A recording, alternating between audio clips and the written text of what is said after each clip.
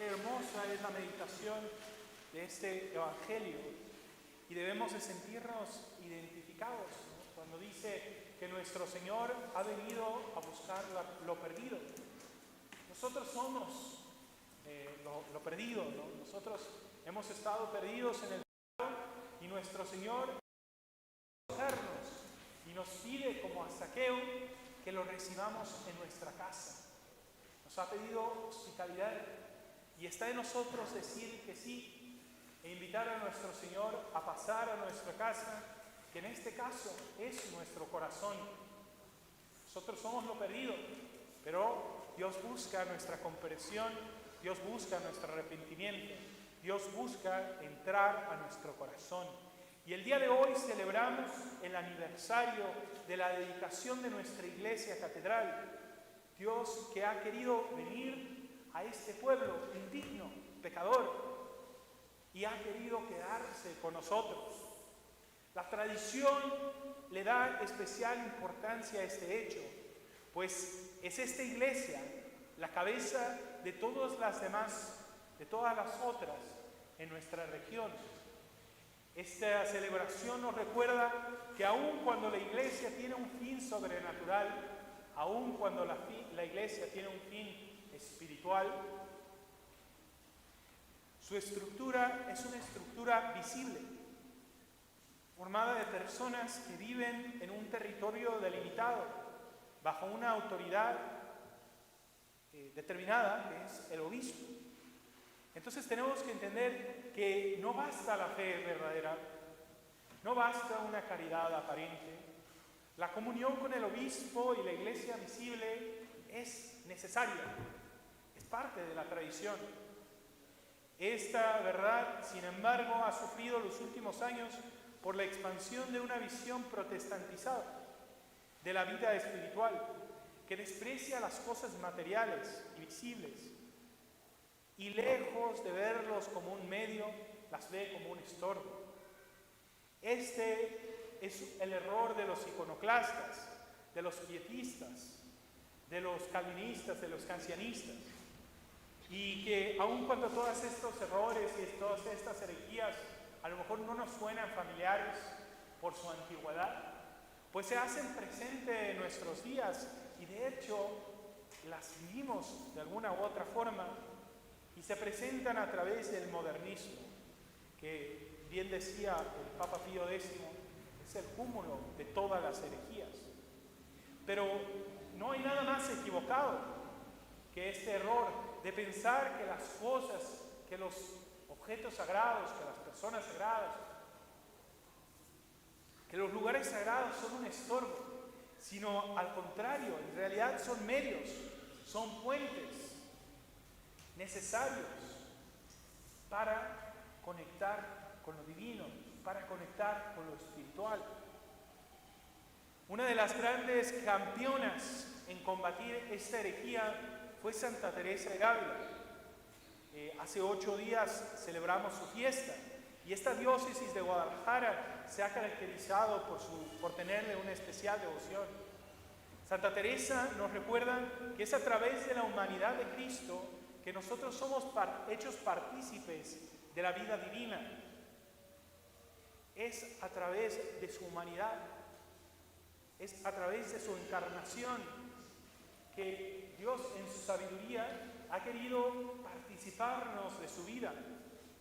Dice Santa Teresa, gran error de no practicar el traer presente la humanidad de nuestro Señor y Salvador Jesús y su sacratísima pasión y vida.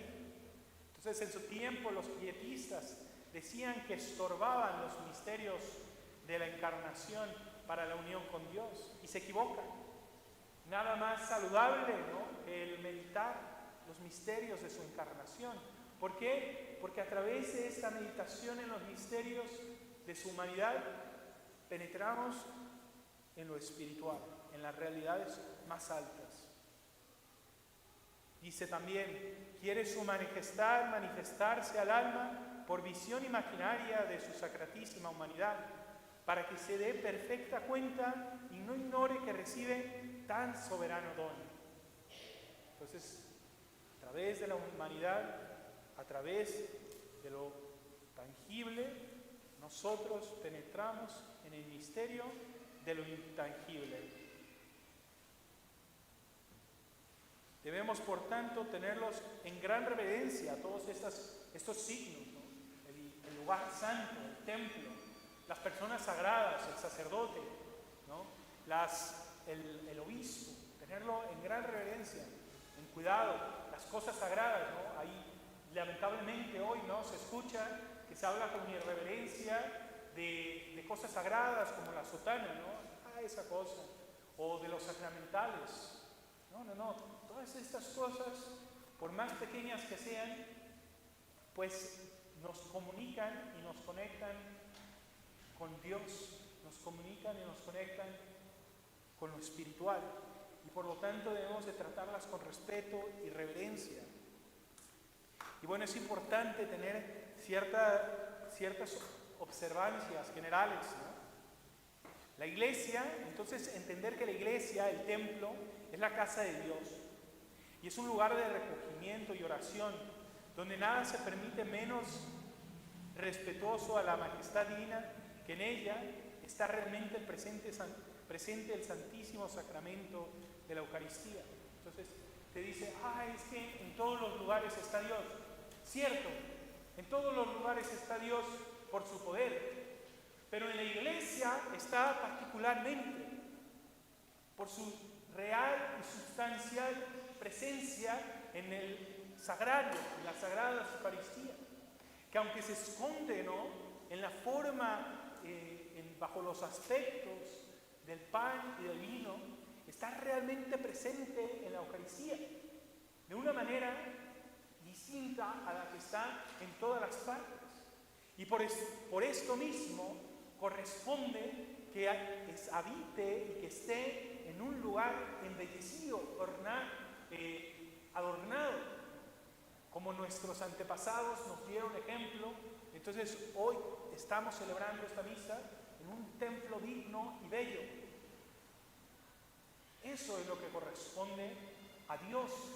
Entonces, si nosotros pudiéramos construir un templo a Dios, ¿cómo lo construiríamos? Lo más bello que pudiéramos, ¿no? Y entonces también nuestro comportamiento debe manifestar esa realidad, que Dios está presente en el templo. Y por lo tanto debemos de comportarnos dentro del templo con reverencia. La iglesia es un lugar público, pero también un lugar sagrado que no se debe de profanar con livianidades impropias de un buen cristiano, ¿no? Con descuido, ¿no? Descuido al caminar, descuido al hablar, sino que es un lugar de recogimiento. Todo católico tiene el estricto deber de llamar al orden con atención y delicadeza a quien quiera que no respete sus creencias en el lugar sagrado. Antes, durante o después de las ceremonias sagradas, no está permitido reírse, conversar en las iglesias, ¿no? Estar distraídos en los celulares, en otras cosas. Gracias a Dios en este templo, pues se cuida más o menos, ¿no?, esta conciencia de lo sagrado. Pero lamentablemente, en muchos otros lugares, ¿no?, se ve que el templo parece como un lugar social, ¿no? Llegan las viejitas, ¿no?, y llegan ahí a chismorrear. El templo es una casa de oración. El templo es casa de oración y debemos de cuidarlo. Nuestro Señor 2 veces en su vida pública, al inicio y al final, entró al templo de Dios y sacó a todos aquellos que lo estaban profanando, utilizándolo para otras cosas que no eran las debidas. Y les decía, mi templo es casa de oración. Es una casa de oración. La iglesia no es un lugar oportuno para formalidades de cortesía o manifestaciones de simpatía. Tenemos la buena costumbre de saludarnos, de despedirnos. La iglesia no es ese lugar. La iglesia es para hacer oración. No se trata de ser descorteses, se trata de conservar el silencio y el recogimiento dentro del templo. Si queremos saludar a alguien, lo podemos hacer allá afuera, pero dentro de la iglesia no es el lugar, ¿no? Entonces al entrar en la iglesia debemos tomar agua bendita, persignarnos con devoción y piedad. Si fuera necesario saludar a alguna persona, hay que hacerlo con una ligera inclinación de cabeza, pero en silencio. Ocupar inmediatamente vuestro lugar sin hacer ruido ni distraer a los demás. Entonces, si tienes alguna devoción particular, si en tu devoción particular está postrarte en el suelo, pues evítalo.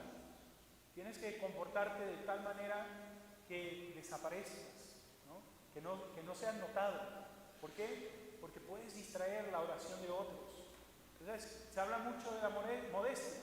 Pues parte de la modestia es el pasar desapercibido y no interrumpir la oración de otros con ruidos, con palabras, ¿no? Arrodillarnos luego sin olvidar que vuestra primera oración debe ser al Santísimo Sacramento. Si hubiera alguna capilla, por ejemplo en la catedral, hay una capilla al Santísimo Sacramento. Entonces, la forma correcta es entrar al templo y buscar al Rey de Reyes, buscar su capilla y rendir la adoración, ¿no? Aquí en la iglesia, ¿no? Si tenemos devoción a algún santo, antes que rendirle culto al santo, primero rendirle culto a nuestro Señor en el Santísimo Sacramento. Debemos al pasar, ¿no?, enfrente del sagrario, corresponde hacer una genuflexión. Estos signos, aunque son signos interiores, manifiestan una disposición interior de adoración. Si el Santísimo Sacramento está presente y está expuesto solemnemente, entonces corresponde hacer doble genuflexión. Muy importante la vestimenta, ¿no? Hoy se habla mucho de la vestimenta porque hemos perdido una conciencia como sociedad de lo sagrado. Ya no tenemos esa conciencia que tenían nuestros antepasados. El domingo conviene tener especial cuidado en nuestra vestimenta. Entonces, no utilizamos la misma vestimenta que usamos entre semana, sino que le damos una especial devoción, ¿no? La mezclilla hoy se usa mucho.